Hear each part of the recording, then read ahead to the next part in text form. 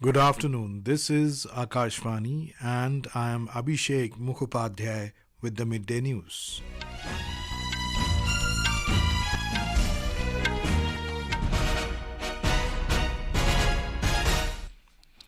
The headlines. Prime Minister Narendra Modi inaugurates three space infrastructure projects worth around 1800 crore rupees, reveals names of four astronaut-designates selected for Gaganyaan mission. Prime Minister says by 2035 India will have its own space station to help us study unknown expanses of space. Voting underway for 15 Rajya Sabha seats in Uttar Pradesh, Karnataka and Himachal Pradesh. Finance Minister Nirmala Sitharaman says next generation reforms are topmost priority of the government. And in Turkish Women's Cup football match between India and Kosovo underway in Alanya.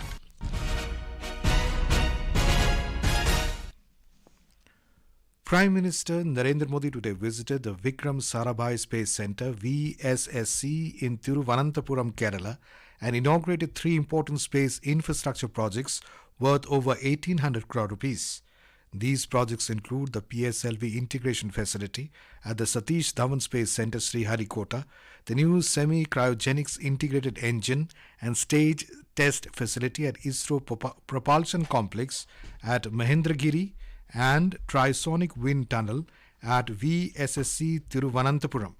The Prime Minister also reviewed preparations for the Gaganyaan mission and revealed the names of four astronaut-designates selected for Gaganyaan mission.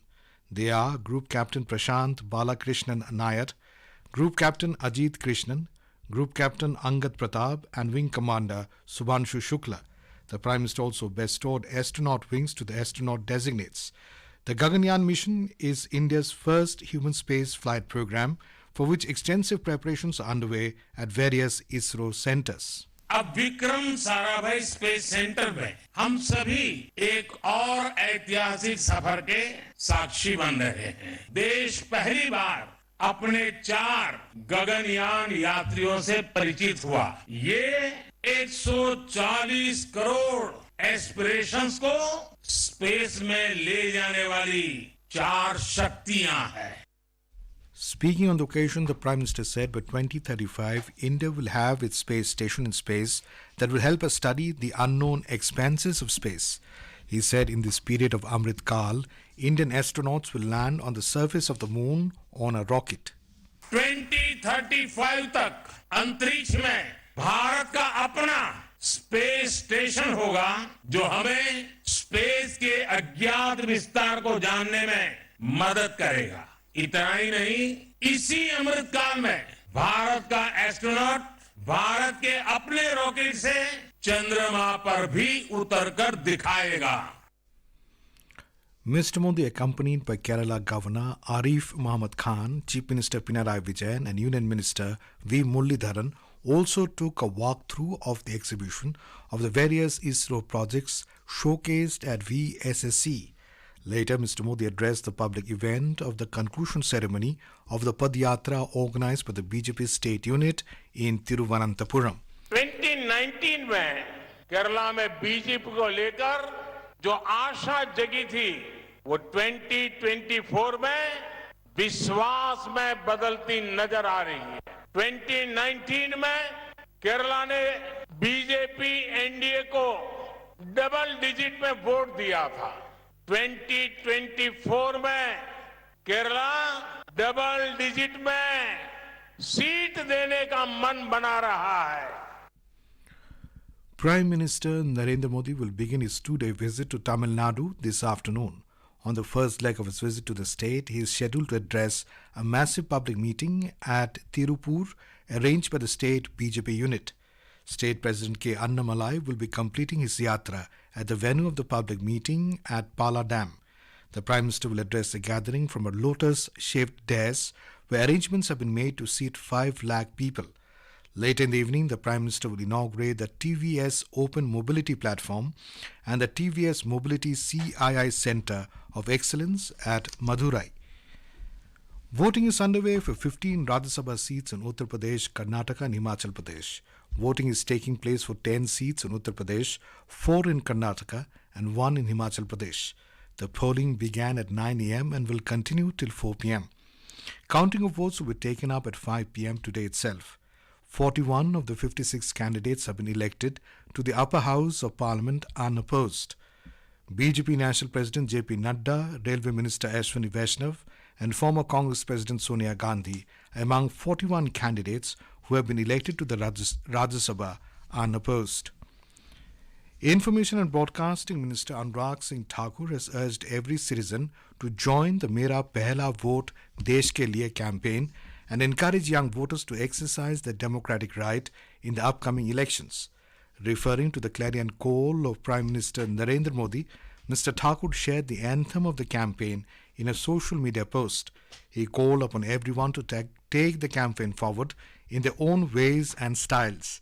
He further asked everyone to embrace this responsibility and celebrate the power of the collective voices online through the MyGov India portal as well as in the colleges. President Draupadi Murmu will present the first Peyjal Sarvekshan Awards on the 5th of next month in New Delhi. Ministry of Housing and Urban Affairs said cities and states will be honoured for the excellence in the water sector. It said a distinguished array of 130 awards is said to be bestowed. These accolades span various categories from the prestigious Peyjal Gold, Silver and Bronze City Awards. The awards extend to commendations for Best Water Body, Sustainability Champion, Reuse Champion, Water Quality, City Saturation and the coveted Amrit 2.0 Rotating Trophy of the Year. This is Akashvani giving you the news. For quick news updates around the clock, follow us on our Twitter handle at AIR News Alerts. Finance Minister Nirmala Sitharaman has said that the government is committed to make the country the third largest economy in the world during the third term of the Modi government. She said the Indian economy has been lifted to the fifth spot during the 10 years of this government. She was speaking to the National Conclave Viksit Bharat at 2047, organized in New Delhi today. Highlighting the government's vision for the Viksit Bharat, the Finance Minister said, next generation reforms are the topmost priorities of the government. She said systematic reforms have been undertaken by the government which will continue in the coming years. We have immense scope in elaborating on logistics. I think a great leap forward technically has been made with the PM Gati Shakti, which gives you the wonderful layers of filters through which you can see where you need to have that investment made to ramp up on logistics. Agricultural value addition, agriculture better productivity. Agriculture, I don't want to use the mechanization word, but agriculture efficiencies. I'm not against mechanization, but mechanization per se is not the goal. Agriculture productivity is the goal, agriculture output is the goal, agriculture value addition is the goal. Speaking on this occasion, Information and Broadcasting Minister Anurag Singh Thakur said, Indian economy has achieved new milestones under the visionary leadership of Prime Minister Narendra Modi. He said the country's economy has reached the top 5 spot from the earlier fragile 5 status during the UPA government. From a lost decade to decade, from the time of UPA to the time of UPI, I think the things have changed. The leadership has changed, the mindset and the trust. Bharat गर्व के साथ कह सकता है, अगर सबसे ऊंचा पुल कहीं पर है, सबसे लंबी सुरंग कहीं है, सबसे ऊंची प्रतिमा कहीं पर है, एक के बाद सबसे तेजी के साथ करने वाला काम कहीं पर है, तो हमारे भारत में है एक बड़ा बदलाव आज हमने देखने को मिला. Commerce and Industry Minister Piyush Goyal has said that the startups of the country are truly changing the rules of the game, and with big aspirations for the future, it can become bigger and better. He said in less than 8 years, India has become the third largest startup ecosystem in the world and sporting over 100 unicorns. Mr. Goyal was addressing the curtain raiser event for the upcoming startup Mahakumbh, which has been held from March 18th to the 20th at Bharat Mandapam in New Delhi. Startup Mahakumbh aims to be an unprecedented event in terms of scale and impact, showcasing India's entrepreneurship, technology and innovation. Arunachal Pradesh Deputy Chief Minister Chauna Main has said that the much-awaited Sela Tunnel in Tawang district will be inaugurated by Prime Minister Narendra Modi on the 9th of next month. Addressing a function at Yachuli in Ney Panyod district, Mr. Chauna Main said the tunnel stretching through the Sela Charbela Ridge will be the world's longest bi-lane tunnel at 13,000 feet elevation. In yet another incident of human-animal conflict in Kerala, an auto rickshaw driver was killed in an attack by a wild elephant at Kanni Mala in Kanan Devan Hills village under Munnar in Idukki district last night. He was on his way back home when the incident took place. 2 others who were injured in the attack have been admitted to the hospital in Munnar. With this, the number of persons who lost their lives in the state due to ETO's third ministerial conference continues in Abu Dhabi. The conference, which began yesterday, is scheduled to run till Thursday. Discussions on fisheries and agriculture to be held today are expected to have tough negotiations. A key focus of the conference is regulating fisheries subsidies that contribute to overfishing and excessive fishing capacity. Progress is expected for an agreement on fisheries subsidies. India advocates the principle of common but differentiated responsibilities, CBDR, and respective capabilities. This translates to a proposed 25-year transition period for developing countries to adapt to new regulations.